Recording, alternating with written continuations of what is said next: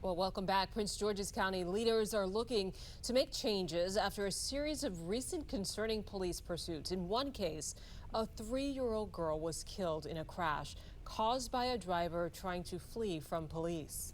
Maryland Bureau Chief Brad Bell takes a look at a new bill that would restrict when officers can start a pursuit.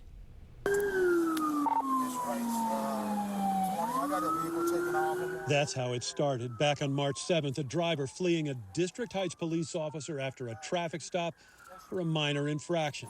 Before long, Capitol Heights officers joined the pursuit, and then a terrible crash. Multiple cars hit, including the one driven by Tanishia Harrison with her 3-year-old daughter Zoey in the back seat.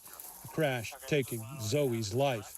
Today, Tanishia and Zoey's brother and sister speaking of their loss for the first time publicly. I miss my sister every day. I just wanted to see her one more day, and she's gone. Her hugs was healing, and now our home is quiet in a way that it echoes. The family sharing their grief in hopes of building support for a bill proposed today by Councilmember Crystal Oriata, which would make it county law that police could only pursue for felonies or cases where the subject poses an immediate threat to the public. Language nearly identical to current PGPD policy. It's about codifying what the rules are and the law of the county. It can't just be an internal policy that doesn't have the same weight. Oriata acknowledges that her bill would not impact the municipal police departments, such as those involved in Zoey's crash, but she hopes they buy in.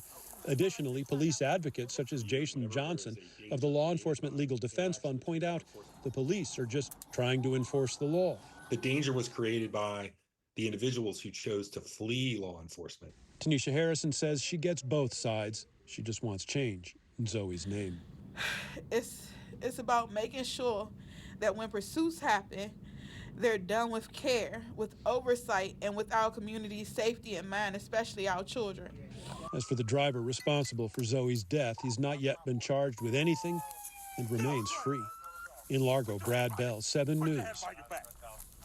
A Democratic state lawmaker introduced a bill earlier this year to limit what violations constitute a traffic stop. Things like expired tags, tinted windows, and missing mirrors could only be addressed as secondary violations. That means a driver could only be cited for those issues if they were pulled over for a different, higher offense. The bill was stuck in committee and never made it to a vote before the General Assembly adjourned back in April.